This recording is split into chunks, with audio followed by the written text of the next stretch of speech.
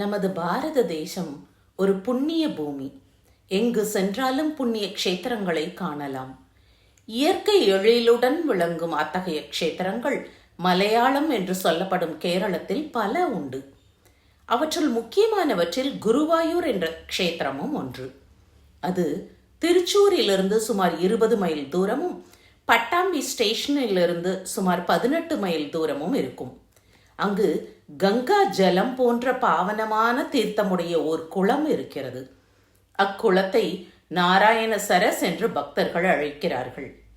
அக்குளக்கரையில் உள்ள வசீகரமான கோவிலில் சங்கு, சக்கரம், கதை, பத்மம் ஆகியவற்றுடன் திவ்யமான ரூபத்துடன் பகவான் எழுந்தருளி இருக்கிறார். பக்தர்கள் அந்த மூர்த்தியை குருவாயூரப்பா என்று ஆனந்த பரவசத்துடன் அழைக்கிறார்கள். இந்த மங்கள மூர்த்தி குருவாயூரில் பிரதிஷ்டை செய்யப்பட்ட விபரமானது, ஸ்ரீ கிருஷ்ண பரமாத்மா வைகுண்டம் சென்று விட்டார். கிருஷ்ண பக்தரான உத்தவர் பால்யத்தில் ஒரு அழகான கிருஷ்ண விக்கிரகத்தை பூஜித்து வந்தார். அதே விக்கிரகத்தை வசுதேவரும் தேவகியும் பூஜித்து வந்தார்கள்.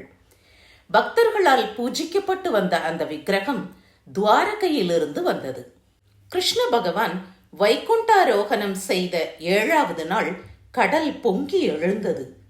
துவாரகை சமுத்திரத்தில் மூழ்கியது. அங்கிருந்த விக்கிரகம் அலைகளினால் அடித்து கொண்டு வரப்பட்டது.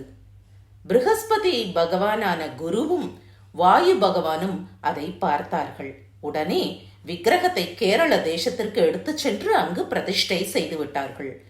குருவும் வாயுவும் சேர்ந்து அந்த விக்கிரகத்தை பிரதிஷ்டை செய்ததால் அந்த இடம் குருவாயூர் என்று அழைக்கப்பட்டு வருகிறது. அங்கு விளங்கும் மூர்த்தியை குருவாத புரீஷன், அதாவது குருவாயூரப்பன் என்று அழைக்கிறார்கள். இந்த மூர்த்தி கலியுக ஆரம்பத்தில் பிரதிஷ்டை செய்யப்பட்டது. புண்ணிய தீர்த்தமாகிய நாராயண சரஸில் ஸ்நானம் செய்து பக்தர்கள் குருவாயூரப்பனை சேவித்து புனித தன்மையை அடைகிறார்கள். பக்தர்கள் கோரியவற்றை ஸ்ரீ குருவாயூரப்பன் அன்புடன் அளிக்கிறார்.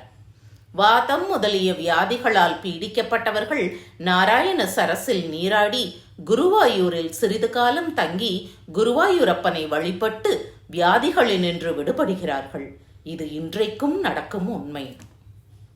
சுமார் 400 வருஷங்களுக்கு முன் நாராயண பட்டத்ரி என்னும் ஒரு நம்பூதிரி வசித்து வந்தார். கேரள தேசத்தில் பாரத புழை என்ற பிரசித்தி பெற்ற ஒரு நதியும் அதன் கரையில் திருநாவா என்ற புண்ணியமான தேவி க்ஷேத்திரமும் உண்டு. அந்த க்ஷேத்திரத்தின் சமீபத்தில் மேப்பத்தூர் என்ற இல்லத்தில் நாராயண பட்டத்ரி பிறந்தார்.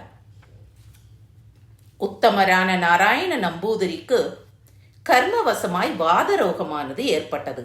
பல சிகிச்சைகள் செய்தும் பலனில்லை. கடைசியாக நம்பூதிரி ஒரு பிரபல ஜோசியரை அடைந்தார்.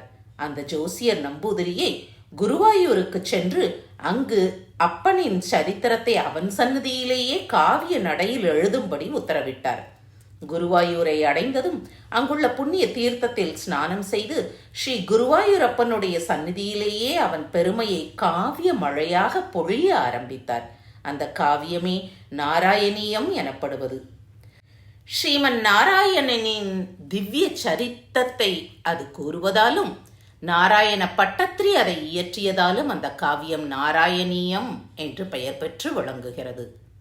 நாராயணியத்தில் சொல்லி இருக்கும் கதைகள் யாவும் புராண ரத்னமாகிய ஸ்ரீமத் பாகவதத்தில் உள்ள சரித்திரங்களே ஆகும். ஸ்ரீமத் பாகவதத்தின் சாரமாக விளங்குவது நாராயணியம். நாராயணியத்தில் உள்ள ஒவ்வொரு ஸ்லோகமும் நம்பூதிரி ஸ்ரீ குருவாயூரப்பனை பார்த்து, அரசனுக்கு சுகரிபிதம் உபதேசித்தது சத்தியமா என்று ஒவ்வொரு சரித்திரத்தையும் கேட்பது போல அமைந்துள்ளது.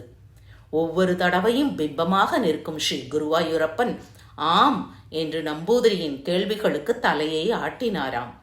ஒவ்வொரு ஸ்லோகத்திலும் ஹே குருவாயூரப்பா என்று கூப்பிட்டு கூப்பிட்டு நம்பூதிரி தன் காவியத்தை ஆச்சரியமாக எழுதியிருக்கிறார். நாராயணியம் 1034 ஸ்லோகங்களை உடையது. 100 தசகங்களை கொண்டது. ஒரு தசகம் என்பது குறைந்தது 10 ஸ்லோகங்களை கொண்டது. 99வது தசகத்தில் ரோக நிவர்த்திக்காக வேண்டி நம்பூதிரி எழ குருவாயூரப்பன் வைகுண்டவாசியாக காட்சி தந்தார். எனவே 100வது தசகத்தில் அந்த காட்சி விவரிப்பு இடம்பெற்றுள்ளது. ஸ்ரீமத் பாகவதத்தில் தத்துவமும் பக்தியும் பிரதானம். நாராயணீயத்தில் பக்தியே பிரதானம். கலியுகத்தில் ஜன்மம் கடைத்தேற பக்தி மார்க்கம் முக்கியமானது. நாராயணீயம் 100க்கு 100 பக்தி கிரந்தமாக அமைந்திருப்பது நம்பூதிரிகளின் பாக்கியமே ஆகும். ஸ்ரீஹரயே நமக, ஸ்ரீஹரயே நமக, ஸ்ரீஹரயே நமக. சர்வத்திர கோவிந்த நாம சங்கீர்த்தனம். கோவிந்தா கோவிந்தா.